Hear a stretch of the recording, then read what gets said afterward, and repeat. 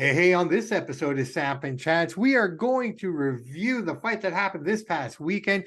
Eubank Smith 2, Bow Mack tasted victory and defeat in the same weekend. We'll tell you all about that. Also, Canelo Crawford, the talk is going back and forth. I don't know if this fight will ever happen.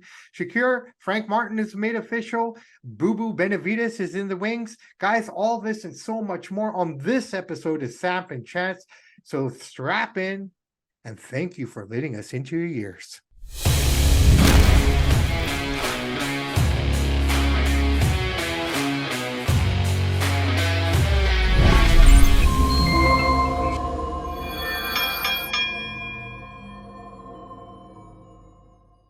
Hey, everybody. Welcome back to another episode of Samp&Chance. I'm your host, Bobby Sampson, joined as always with me, my man with the master plan, Mr. Chance, Michael's Chance. Happy Thursday, brother. Here we are 2 days away from the weekend. How are you?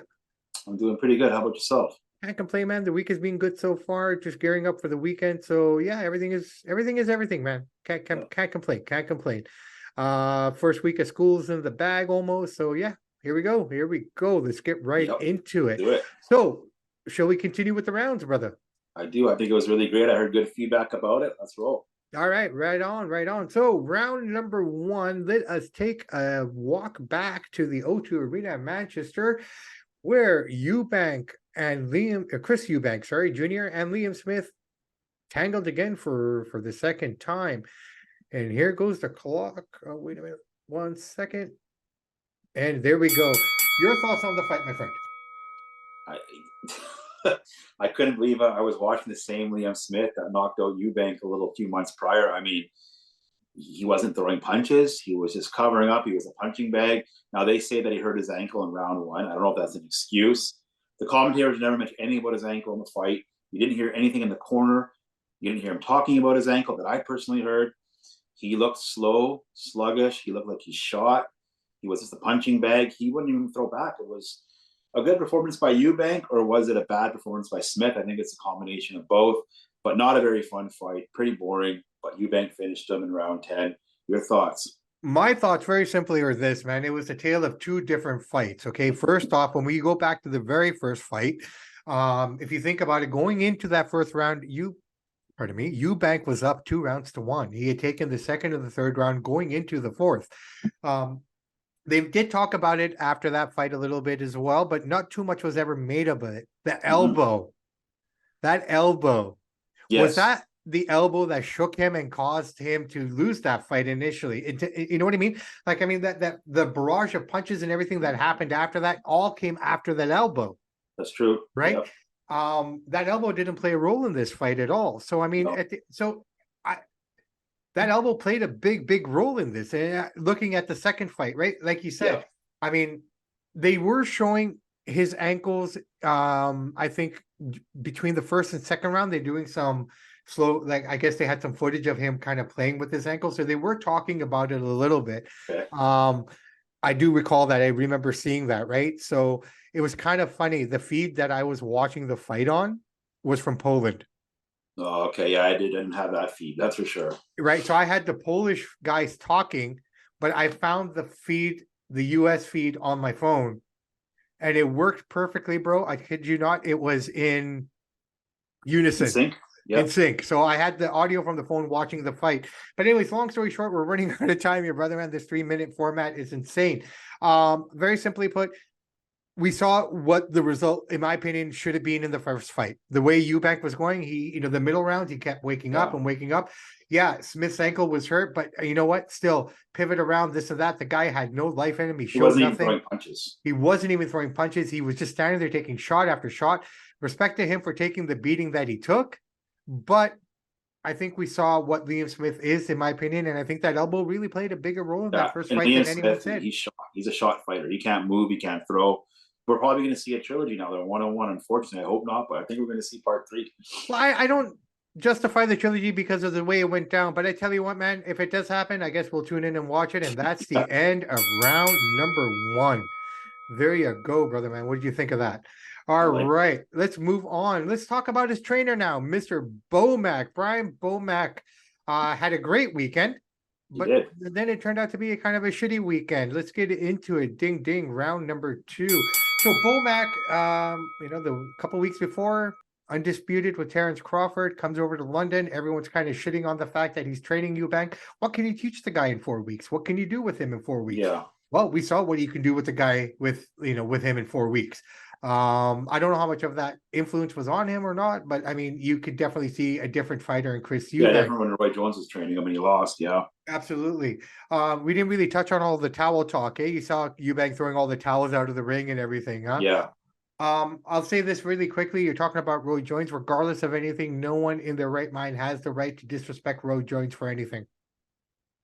Absolutely. I'll leave it there. Bow Mack decides to come home, but before he comes home, he tells the world that Spence is going to probably exercise his rematch clause. Yep.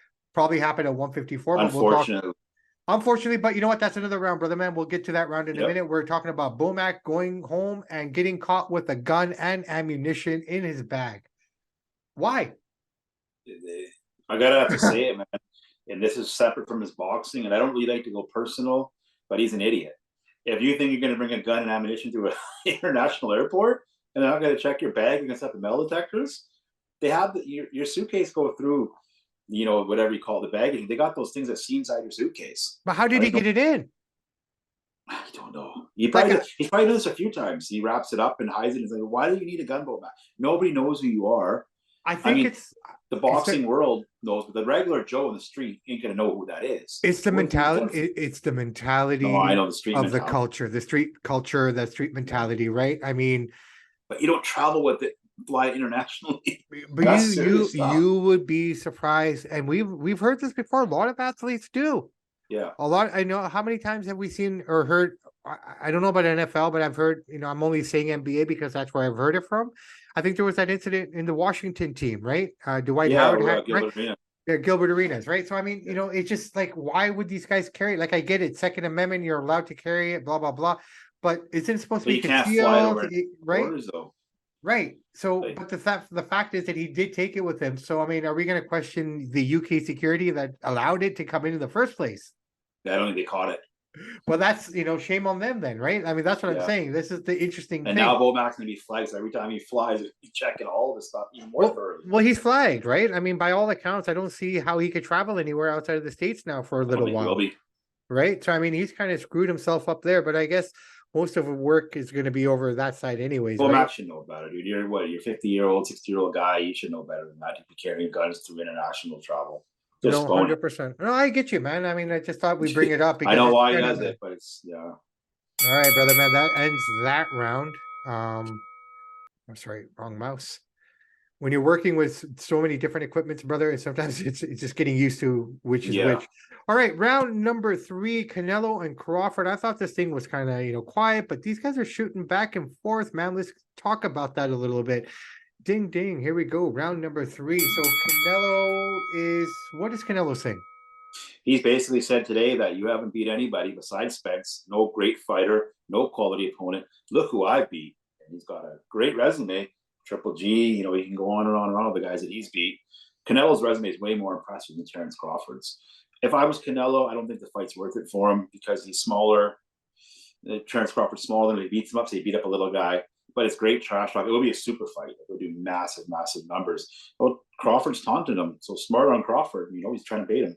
Well, I think regardless of what Canelo's saying or not, I think this will probably happen at some point down the road here. It's just building up to it, right? I mean, right now he's got to get through Charlo, and as it looks right now, I think Crawford's going to have to start at 154, which I think is a good spot for him to start. Like, instead of jumping right up to 168, maybe this rematch with Spence is a blessing in disguise for him. Right? I still think you're going to give Spence some step aside money, get him out of the way. Nobody wants to see that. And they're going to present Spence with the numbers. Look, the first fight was great. You didn't crack $1 million on that one. And nobody wants to see this. You're going to lose less. You're going to lose a lot of money. You're not going to get paid what you got paid the last time. I hope he does, because we don't want to see that again. Look, just based on what we saw, he's going to get really the damage we saw at that weight will be doubled at 154. Like, those punches are just right? No, I hear you, man. Nobody wants to see that, but you know, if that's the case, then where does But Spence it's in the go? contract, and I don't blame Spence. If I was Spence, I would do the same thing too. Why not invoke your rematch clause and maybe get a lucky shot and go for a third fight? Well, I mean, Deontay did it, right? Last minute sort of a Deontay deal, did it. you know. So, but it didn't work out for him. But let's see. Spence Crawford, or sorry, Crawford and Canelo. Like I said, it's a super fight in the making. I think all this talk is kind of leading up to it. They're the Kind of, same age. they're the same Actually, no, age. Crawford's older, actually. 35. Crawford, What's he's Canelo, 35. 32? Canelo, 32, 33, I think, something Yeah, like so that. similar. Right, Close. similar. But I mean, if you look at their resumes and look at the number of fights, they're probably the same age in terms of Oh, fighting, you know, what have you. But yeah, Canelo's not wrong, man. A lot of what he he's said not in wrong. a lot of what he said in this last week is completely true. Like it sucks to Yeah, be Canelo because everybody wants to fight him. And like you say, I mean, if that was the case, he'd be fighting every day, he right? never stopped. If He I would was Canelo, never I'd stop stop. responding to all this stuff. Focus on Charlo. Stop answering all the top boxers. I want to. They just want you for the money, and I don't blame him. It's prize fighting. Focus on him. Entertain Crawford after he beat Charlo. Right. You got to get through Charlo Because this because if fight's what 3 weeks dude, away? yeah, less 4 than weeks three away? weeks. Look, if he doesn't get through Yeah, Charlo, it's all for naught because then Crawford's going to go after Charlo. yeah. And that will make just as much money because of their already built-in feud that these two already have, right? Absolutely. So let's see how it all plays out, man. September 30th. Here we go. End of that round. All right, man. This fight was announced earlier today. We don't have exact date on it yet. Like in terms, we have a couple dates. I'll let you share that once we get started here. Mm-hmm. But round number 4, Shakur Stevenson and Frank Martin is official. New York or Vegas, we don't know. Let's start round number 4 here. Shakur Stevenson, man, like I've been saying to you in the past and off the air and on the air, like, what is this guy doing? He's at every bloody show. It doesn't matter who's running the show. He's at Showtime. He's at Top Rank. He's just looking for the fight. Do you think he got the right fight? No, no. This is like, don't get me wrong. Frank Martin is 18-0, but he's not on Shakur's level. His resume is not great, but he hasn't lost. I mean, he is 28, so they're relatively the same age. But this fight is not Shakur's fault. He wanted Lomachenko. Lomachenko's taking the rest of the year off. He wants to fight Haney. Haney's moving up in weight. So what's the guy supposed to do? I respect him for staying active. This is a WBC mandatory. Martin's from PBC. Top Rank is Shakur, so they're coming together to make this fight happen. But good on Shakur for staying active, but the fight we want to see is Shakur Haney or Shakur versus Lomo. Yeah, I mean, well, I Lomo's mean, taking the rest of the year off, so it's like, come on, what is Shakur supposed to do? no, I don't blame Shakur in any way, but Right. it's funny to see this guy working the floor, man. Putting his name out there, he wants to Right? Like, I mean, the fact is he already is a big name, so it just shows you what this grind is. You know what I mean? Like, I mean, this is an example of a man who already has name. Oh yeah, right? And for him to go out to all these shows consistently to build to get that fight that he wants, that's what I love to see, and that's why I've always been a fan of this guy, right? The thing I respect, yeah, me too. The thing I respect about Shakur a lot is he wants Haney, he wants Lomo. You put one of those guys in front of him, he'll fight him next week. A lot of top guys will dodge guys; they don't want the big fights. He wants the big fights. These guys Look, for whatever reason, training him. I won't say Lomo's dodging him. I think Lomo's doing what he has to do for. No, Lomo's not dodging him. No, he's not but dodging, Shakur wants it. but I would say Haney is. Yeah, maybe. Why are you going to 140 right now then? Right? Why are you holding on to those belts? Let them go then if you're not going to stay at 135 and go fight Pro Grace. Yeah. That's all I'm saying. You're going for another title at the next weight class. You got all 4 belts. Let them go then, bro. I think after Haney and Progress fight, we're going to see Haney Lomo too. That's going to go down. I don't see Haney coming back from 140. Once he's up there, he's going to feel how good it is, man. Look how emancipated he looked against was it the first one or the second one? Kambosos, where I said to you, the guy looks so sunken in. Oh yeah, he's a big guy. He'll have no problem at 140, but he's gonna fight Lomo again just because Bob's gonna make that happen. There's too much money on the line. Well, let's see. So yeah, Shakur Frank Martin. I think it's an interesting fight. I think it should be fight. fun. It's on ESPN. It's not a pay-per-view. It might be on Thursday night. They might do it. Yeah. Before the F1 races in Vegas. If not, it's going to New York. But either way, it's a free fight on ESPN. So good way to showcase Shakur. And Frank is good. Don't take anything away from Frank. Good. I think it's going to be a fun fight. I think it's going to be a good fight. Can't wait for it, man. I think it's going to be exciting. All right, my friend, that is the end of that round. Why don't we move on to the last round of the evening here for round number 5. So this fight hasn't been announced officially. We don't have an official date on it yet, but we do know, that Booboo and David Benavides are probably going to tango near the end of this year. We're just waiting for dates and everything, but probably November, December is what I'm thinking, just looking at the schedule, because some of these dates are filling up now. Yeah. So your thoughts on it initially here, man? How do you see this one playing out? I think David will stop him in the round 8, round 9. I mean, Andrade is undefeated. He's 32-0. He is 35 years old, so he's 10, 11 years older than David. So that's a big age gap. Yeah. I mean, these, like you said, these guys are being respectful of each other so far. But who knows when they do the face-to-face? These guys are both known to get, down and dirty and be vocal with their words and use some bad words. So I see this turning into a heated rivalry once it gets official. Yeah. I see David stopping him in round 8, round 9. David's just a lot younger. David's hungry. Andrade is 35. Is he an old 35, young 35? We'll find out. It should be an exciting fight. Well, I mean, if you think about it, Andrade hasn't been too active, so he should be pretty fresh, right? I mean, the way I kind of see the fight, yeah, very similar to what you're saying. But Booboo does possess some challenges for David. Yeah. Length, just reach, all that kind of stuff, movement. I think it will be a really interesting fight. But I mean, just based on what I've seen of David Benavides throughout his career, just everything that, just watching him train, to be fair. Yeah. I think that plays a big role in it for me, just being able to watch him train, like this, like that close, sort of a deal. So, yeah, I see him ending it. And David gets a feel for it, gets a feel for him. Boobu's going to get a couple of shots in there probably, but I think this kind of just plays out, like he said, just will stoppage in the 8th, somewhere between the 8th and 10th round. It's just Andrade will be hungry because this is probably his last chance at a really, really big name. So, if he can catch him and put him down, he's going to put him over the top. So I expect Andrade to come guns blazing, because that's how David does it. For both guys, it's very big. It's a huge, right? Because I mean, this could potentially lead down that road to Canelo. Yeah, they all want that big pay to Canelo, and I don't blame them. Right. So this will be a pay-per-view for sure. It should be a good card. Well, I haven't heard the card yet, but usually they stack these cards pretty good. So let's see what happens.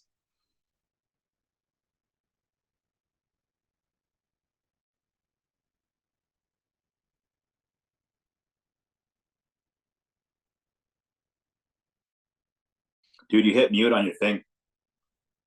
Oh, apologies. Booboo, like I was saying very quickly, Booboo was talking on Instagram Live, and David, in the little fight hype post that he's been talking on, being very respectful. Yeah. But I see that there's a lot more that they need to. Oh, it's gonna come. It's gonna come. Just right. Wait. These guys don't play around. There's a lot more on the line with this particular fight that people are realizing right now. Yeah. I realize it. You realize it. People in the know realize it. They realize it. I'm not saying this is make or break. Make or break for maybe Booboo. Not make for or break David. For Booboo, I would say at 35. Right. Yeah. Make or break for Booboo. Not for David. No, but ultimately, this is a huge pivotal turning point. I think this fight, in my opinion, is bigger than Caleb Plant in terms of where it could lead. Yeah, that's fair assessment. I mean, David, he wants to be the Mexican monster. He's gonna have to finish him, and eventually Canelo will have to fight him eventually, or somebody. Well, I mean, if after this fight, then where does he go, right? I don't think he wants Morel yet, but I know he wants Munguia, right? So, I mean, if he doesn't get this fight, then I think the next fight has to be Munguia. Could be. Right? And that would lead you to the Canelo third fight. Yeah. If he's not the second things fight. That keeps winning, they can't deny him forever, right? But they can't deny him forever, and I get it, and then whatnot, and, I mean, it might be wishful thinking and whatnot, but at the end of the day, I think that's the path. Without talking to anybody, you go through this guy, you go through Booboo, you finish that. If you don't have Canelo as number 2 on his list, then he's got. Speaking of guys that should be fighting, when's Cody Crowley going to fight? He hasn't fought since March. Cody's training. Well, Cody's training, and he's also talking about the fall as well. So nothing's been announced on that front. I got a feeling they're going to throw Cody on the David Benavides card. Well, if they do, then that's a bonus for us again, right? So let's find out what they're going to do if that's the case. Because where else are you going to throw Cody? Cody's not going to headline his own show. No, he's going to headline show, but he's going to go with Benavides. You know what I would love? And hey, this I think this is really fun. I never noticed it before, and I've been watching boxing from the UK for decades. You know what I'm saying? And here we call it the co-main event, but chief support. I love that. The chief support match of the night. You like that, eh? I think it's kind of cool. Chief support. Yeah. So I got a feeling Cody will fight in December because, I mean, where else is he going to fight? There's no big PBC cards coming. Cody's training hard. I know that. I see it every No, he's day. always training, but like, where's he Right, gonna right. go? But I don't think he's talked about it yet. But I believe you're right. I think his fight will come in December. I don't know against who. Uh, it's unfortunate that he's not fighting for a belt. He should be technically, but I Could mean, be. but let's see what they do, right? I mean, the fact, yeah, because Frank Martin and Shakur are fighting for that 135 belt. They're not. Yeah, They're saying when I'm reading it, it says the WBC 135. It's not saying interim or anything, but I believe it's interim because they haven't stripped they're not Haney, saying that though. I'm not sure why. right? It's an interim title apparently. That and I hate interim titles, man. At any level, UFC, No point in it. wrestling, boxing, the regular titles and interim titles should go, I totally agree with you on that. There's too many titles in wrestling. There's too many titles in boxing. right? You're not a real champion or an interim champion, so how do you want to live that glory? Well, yeah, exactly. The one thing about wrestling and boxing, there's too many belts that it makes them less significant. When there's four No. belts here, three belts here, like who's the real champ? WBC guy, the IBF guy, the WBO guy. Come on. Well, I mean, this is an argument for the show for another day, but I've Mhm. always wanted to get into it, which is the real belt. And for me personally, I think WBC is the real belt. Seems to be the biggest one, but then somebody So, else is WBO. Like, oh, it's this belt. well, no, if you think about it, if you look at the history of the belts, it was always the green belt. The other three belts came after because they didn't I know, agree. but it's so watered down now. I get it. I get it. I did it. It is what it is. But I mean, this is what we do, bro. Right? Yep. This is what we do. As much as we hate it, as much as we love it, we have to talk about it. Absolutely. I hear. I just saying. Like, I wish they So, trim it down, but they Chance, never will. so Chance Michaels, it's kind of interesting, isn't it? There's nothing on this day in boxing history. It shows how slow the month of September truly is after Labor Day. Do you have anything in terms of a top five or anything that we can play with? I do. I got something different today. We're going to count them down from 5 to 1. Okay. And today we got the top 5 boxing movies of all time. All right. Not ranked by me. This is ranked by the expert, a top boxing writer. I'd agree with most of it. So here we go. Number 5 from 2010, The Fighter with Mickey Ward. The story of, with Mark Wahlberg. The story of Irish Mickey Ward, who I met in 2011. Great guy, great guy. Alrighty, we'll score on a number 4. Number 4, this came out in 2005, Cinderella Man. Yeah. It was Russell a good Crowe? movie. Russell Crowe, right? Russell Crowe? Yeah, Russell Crowe, Cinderella Man. How he's let himself go now, eh? Yeah, great movie though. 2005, 18 years ago. Mm-hmm. Great movie. Down to number 3 we go. $1 Million Baby came out in 2004. That's a number 3 ranked boxing movie of all time. That's with the Clint one. Eastwood produced that baby. Yeah, Clint Eastwood and what was her name? Hilary Swank. Yeah, that's right. Yeah, Cool. Clint Eastwood is one of the best of all time. Mm-hmm. Even Morgan Freeman in this movie, so it's cast of good characters. Number 2, the one and only from 1980, The Raging Bull, Robert De Niro. That's number 2. That's number 2. Oh, I kind of disagree with that one a little bit already, but I got to hear number 1. That makes the top 5 list fun, right? And number 1, the original from 1976, needs no introduction. Sylvester Stallone, Rocky. Oh, yeah, that's 1A, 1B, man. I mean, me personally, I love Rocky. You know me, I got all the Rocky t-shirts. Yeah, Rocky's great. But at the end of the day, Raging Bull, just for the time and what it was, and Martin Scorsese, Robert De Niro. Yeah, 1980, 43 years ago. Yeah, it's just, I don't know, man. That's a tough one, but I can't argue number 1 either. I don't mind how this writer did it because he gave some old, like Rocky and Raging Bull. Then he gave some more modern ones, like 2010, the Mickey Ward one, Cinderella Man. So you kind of try to have a little bit of everything. Interesting. There's no Ali movies or any of those ones that are in there, eh? That's interesting. I guess you could put the Ali one that Will Smith did, but I don't think it caught. Yeah. No, it caught. It was interesting. I just thought the name Ali, the biopic. I guess Ali's and everything goes. So it's kind of I guess Foreman was too soon, right? It's too new. Yeah, Foreman just happened. Yeah. That won't be an all. That's not an all-time classic. I can get behind that list, man. I truly can. I can get it for box office, for the impact that it had on the sport and whatnot. Hilary Swank, the female boxing side of it, I guess, or whatever. Yep. So I mean, usually see. which we don't normally see. So I mean, it was a good combination of everything there, man. I can't complain with that at all. Yeah, you got a good list. That's an actually good list, bro. Can't complain. Yeah, it's modern. He's got retro, so Yeah. All right, brother man. Right. Good show today. A little mix up with the unmuting, but we're gonna leave it in there because I want to keep it original as possible so as we learn Yeah, and grow from it. The timer went off better. We have 5 rounds in the bag. Slow week in boxing, slow week in the it news is. story. So we had to kind of pick and choose what we wanted to talk about. But as we get into this format, as we get more and more comfortable, guys and girls, and Mr. Michaels, I think we'll start doing shows like this. Like when we have very little to talk about, we can start talking about specific topics, like break down the state of boxing and whatnot. And Next show that we have a slow week. I don't know if it'll be the next show, but I have this thing on Canadian boxers that I'm going to let out for everybody to hear. Top Sounds 10 good, Canadian boxers of all time. So Perfect. some names we've heard of, some names most people haven't heard of, but we'll do that on a slow show. All right, brother man, we'll pick it up from there. So I tell you what, why don't you have an amazing weekend? Be safe. You too. And it's like, thank you. And it's like I always say to everybody now, you know what?